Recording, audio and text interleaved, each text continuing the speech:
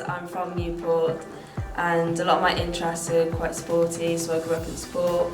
I was a sprinter from the age of 7 till about 21. But now I don't really run anymore, so I'm more into like the gym and just like video gaming and stuff like that.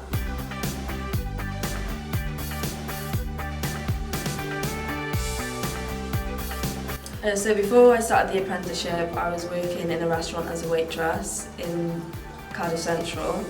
And alongside that I was also working as like a body double, supporting artist in a stand-in, which I've been doing for about just over 2 years.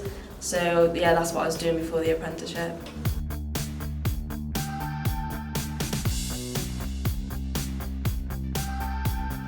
So I found out about the apprenticeship quite a few years ago, but I think I missed the cut-off date of when you chose your cohort. So I think I found out from just doing research, but also other people in the industry told me about this apprenticeship. So I just did even more research, and then I just waited until you took on more apprentices to actually, what's the word, like apply to it.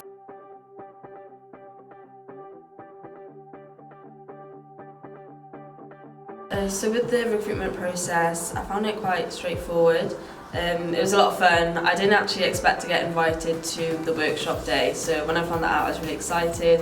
Everyone there was just so friendly, and it's nice to be around people that have like the same interests as me. So yeah, I just really enjoyed it, and then obviously the next week then I found out I got on to the apprenticeship, so I was just really happy about that. But yeah, it was really straightforward and a lot of fun as well.